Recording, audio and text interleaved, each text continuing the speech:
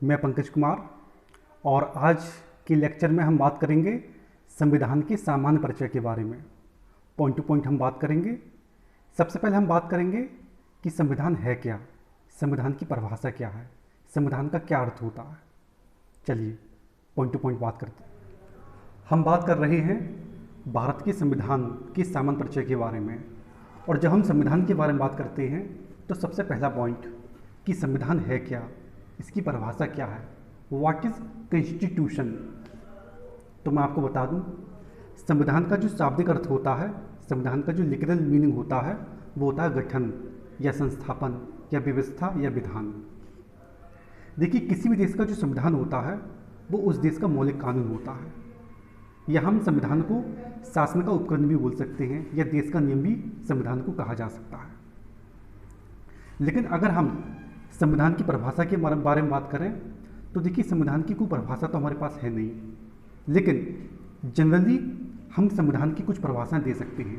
वो परिभाषाएं क्या क्या हो सकती हैं वो हम एक एक करके देख लेते हैं। चलिए अब हम बात करते हैं संविधान की कुछ सामान्य परिभाषाओं के बारे में। देखिए, हम जानते हैं कि सरकार के ये 3 अंग होते हैं। पहला विधायिका, दूसरा कार्यपालिका, तीसरा न्यायपालिका।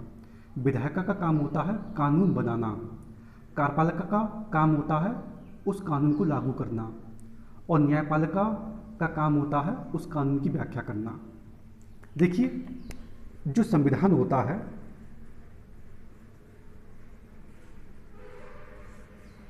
संविधान एक ऐसा दस्तावेज है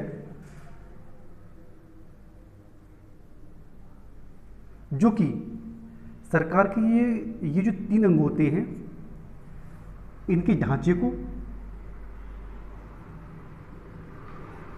और इनके कार्यों को क्या करता है, निर्दिष्ट करता है।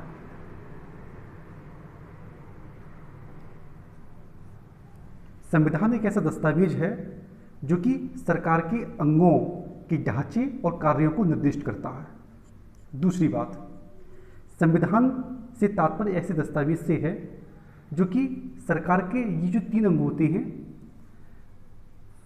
इनके संचालन संबंधी जो सिद्धांत हैं, जो मार्गदर्शक सिद्धांत हैं,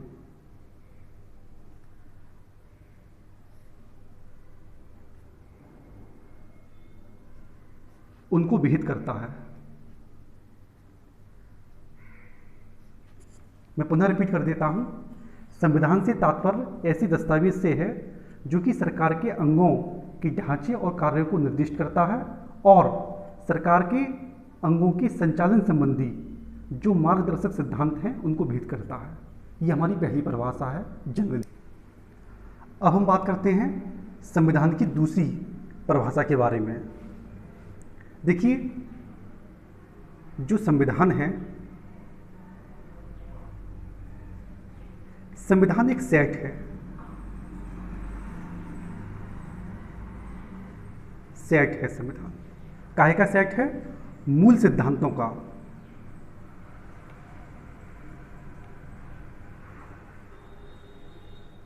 संविधान सेट है स्थापित नजीरों का।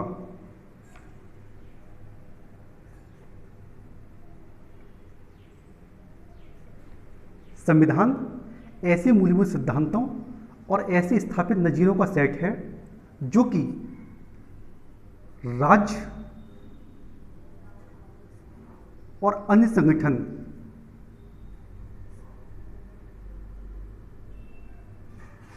कैसे अधिशासित होंगे ये बताता है।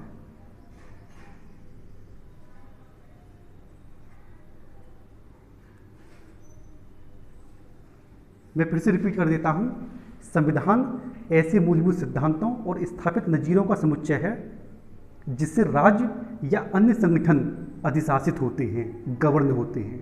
ठीक, ये दूसरी परिभाषा है और ये परिभाषा है ऑक्सफोर्ड डिक्शनरी के अनुसार।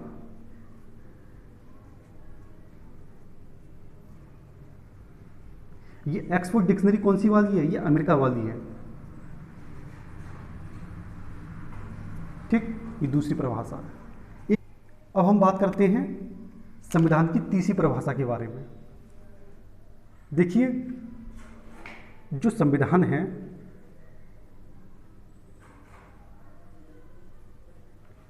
संविधान एक सेट है। काहे का सेट है संविधान? नियमों का, रूल्स का। इसमें नियम होते हैं, रूल्स होते हैं। संविधान ऐसे नियमों का सेट है जो कि गाइड करता है। क्या गाइड करता है? गाइड ये करता है कि जो देश है, जो राज्य है, जो राजनीतिक संगठन है, पॉलिटिकल ऑर्गेनाइजेशन, राजनीतिक संगठन, ये सभी काम कैसे करेंगे, ये सभी कार्य कैसे करेंगे, इस बात को हमें गाइड करता है। दूसरी बात, संविधान ऐसे नियमों का समुच्चय है जो कि हमें बताता है कि सरकार के जो अंग हैं, सरकार के कौन कौन से अंग होते हैं? 3 अंग होते हैं, कार्यपालिका, विधायिका और न्यायपालिका। तो जो सरकार के जो अंग हैं, इनकी पावर क्या होगी, ये हमें बताता है। सरकार के जो अंग हैं वो कार्य कैसे करेंगे, ये हमें बताता है। तीसरी बात, संविधान ऐसे नियमों का समुच्चय है जो हमें ये बताता है कि राज्य के जो नागरिक हैं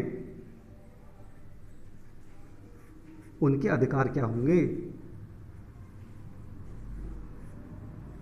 क्लियर? मैं पुनः रिपीट कर देता हूं।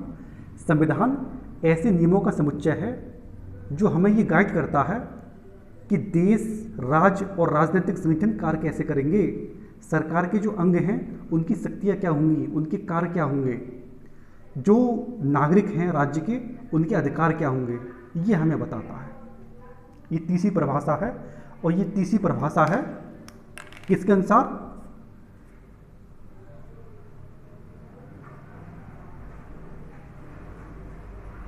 डुहाइम्स लॉ डिक्शनरी के अनुसार। हम बात कर रहे हैं भारत के संविधान के सामान्य परिचय के बारे में, जिसमें सबसे पहला पॉइंट था हमारा कि संविधान की परिभाषा क्या है, संविधान क्या है, व्हाट इज संविधान। ये हमारा पहला पॉइंट था जिसको हम डिस्कस कर चुके हैं। अब आते हैं हम अपने दूसरे पॉइंट पर। देखिए, हमारे देश का जो संविधान है वो किस नाम से जाना जाता है, हमारे देश के संविधान का नाम क्या है? तो इसका उत्तर हमें मिलता है आर्टिकल 393 में। आर्टिकल 393 ये कहता है कि हमारे देश का जो संविधान है उसका संक्षिप्त नाम भारत का संविधान है, हिंदी में बोलते हैं इसको, और अंग्रेजी में क्या कहते हैं? Constitution of India. मैं पुनः रिपीट करता हूँ, आर्टिकल 393 ये कहता है कि हमारे देश के संविधान का संक्षिप्त नाम भारत का संविधान है और अंग्रेजी में कॉन्स्टिट्यूशन ऑफ इंडिया। अब आते हैं हम अपने तीसरे पॉइंट पर, प्रारंभ, कमेंसमेंट। अर्थात ये कि हमारे देश का जो संविधान है वो लागू कब हुआ? तो इसका उत्तर हमें मिलता है संविधान के आर्टिकल 394 में। आर्टिकल 394 ये बताता है कि हमारे देश का जो संविधान है वो 26 नवंबर 1949 को बनके तैयार हुआ। अर्थात इस तारीख को संविधान सभा ने संविधान निर्माण का कार्य पूरा कर लिया था। कब? 26 नवंबर 1949 को। और इसी तारीख को संविधान के ये कुछ प्रावधान हैं, कुल मिलाकर ये 16 हैं, ये 16 प्रावधान इसी तारीख को लागू कर दिए गए थे, जबकि बाकी जो शेष संविधान हैं वो 26 जनवरी 1950 को लागू हुआ। मैं पुनः रिपीट कर देता हूँ, आर्टिकल 394 ये कहता है कि हमारे देश का जो संविधान है वो 26 नवंबर 1949 को बनके तैयार हुआ और इसी तारीख को संविधान के ये 16 प्रावधान इसी तारीख को लागू कर दिए गए थे। बाकी जो शेष संविधान है वो 26 जनवरी 1950 को लागू हुआ। अगर आपसे एग्जाम में ये पूछा जाता है कि हमारे देश का संविधान कब लागू हुआ, तो आपका उत्तर ये होना चाहिए 26 जनवरी 1950। इसी तारीख को हमारे देश का संविधान पूर्ण रूप से लागू हुआ था, फोर्स में आया था। ये आपका तीसरा पॉइंट हो गया। अब बात करते हैं हम अपने चौथे पॉइंट पर आते हैं। देखिए, हमारा संविधान 26 जनवरी 1950 को लागू हुआ था। जब हमारा संविधान बना था तो हमारे संविधान में मूलतः कुल 395 अनुच्छेद थे, 22 भाग थे और 9 अनुसूचियाँ थी। संविधान जब हमारा बना था तब से लेकर अब तक संविधान में तमाम संशोधन हो चुके हैं। वर्तमान समय में हमारे संविधान में कुल 448 अनुच्छेद हैं, 26 भाग हैं। पहले 22 भाग थे, अब 26 भाग हैं। पहले 22 थे, अब कितने हैं? 26 हैं। ये 4 भाग और बढ़ा दिए गए हैं। ये 4 भाग कौन कौन से हैं? 4 कैपिटल ए, ये आपका मूल कर्तव्य से संबंधित है। 9 कैपिटल ए, ये आपका नगर पालिकाओं से संबंधित है। ये आपका 9 कैपिटल बी, ये आपका सहकारी समितियां हैं। और 14 कैपिटल ए, 14 कैपिटल ए, ये आपका अधिकरण है। तो ये 4 भाग संविधान में और बढ़ा दिए गए हैं। ठीक है, तो 22 और 4 कितने हो गए? 26। अब संविधान में 26 भाग हैं कुल। पहले 9 अनुसूचियाँ थी, वर्तमान समय में संविधान में 12 अनुसूचियाँ हैं। वर्तमान समय में संविधान में जो कुल शब्द हैं वो 1,46,385 शब्द वर्तमान समय में हमारे संविधान में हैं। तो पहले स्थिति ये थी, आज स्थिति ये है। अब बात करते हैं हम अपने 5वें पॉइंट पर आते हैं। देखिए, हमारे संविधान में अब तक 104 संशोधन हो चुके हैं। 104। जो पहला संशोधन हुआ था, जो पहला अमेंडमेंट हमारे संविधान में हुआ था, वो 1991 में हुआ था। लास्ट अमेंडमेंट 2019 में हुआ है, जो कि 104वां संविधान संशोधन है। ये आपका SC/ST संबंधित था। ये आपका। अब बात करते हैं हम अपने 6ठे पॉइंट के बारे में। देखिए, संविधान निर्माण में 2 वर्ष 11 माह 18 दिन का समय लगा था और इस दौरान कुल 11 अधिवेशन हुए थे। अधिवेशन मतलब बैठकें। और इसी दौरान संविधान के प्रारूप पर 114 दिन चर्चा हुई थी। 114 दिन संविधान के प्रारूप पर चर्चा हुई थी। संविधान निर्माण में जो कुल खर्च आया था वो आया था 63,96,729 रुपये। संविधान सभा की जो अंतिम बैठक हुई थी वो हुई थी 24 जनवरी 1950 को। और इसी तारीख को हमारी संविधान सभा के जो अध्यक्ष थे डॉक्टर राजेंद्र प्रसाद, इनको इसी तारीख को राष्ट्रपति नियुक्त किया गया था। अब आते हैं हम अपने 7वें पॉइंट पर। देखिए, हमारे भारत का जो संविधान है वो दुनिया का विशालतम संविधान है। पूरे विश्व में सबसे बड़ा जो संविधान है वो भारत का ही है। दूसरा पॉइंट, हमारे देश का जो संविधान है वो लिखित संविधान है। अधिकतर देशों के लिखित संविधान ही होते हैं, लेकिन इंग्लैंड का जो संविधान है वो आलिखित संविधान है। भारत का संविधान लिखित है। ठीक। अगर हम अपने संविधान की प्रकृति के बारे में बात करें, अपने संविधान के नेचर के बारे में बात करें, तो हमारा संविधान ना तो केवल परिसंघात्मक है ना एकात्मक है, बल्कि दोनों का मिश्रण है। ये दोनों मिक्स रूप से है। हमारे देश का संविधान ना तो ज़्यादा कठोर है ना ही ज़्यादा लचीला है, बल्कि बीच का है। ठीक है, तो ये हमारा 7वां पॉइंट था। तो आज के लेक्चर में इतना ही। मिलते हैं अगले लेक्चर में।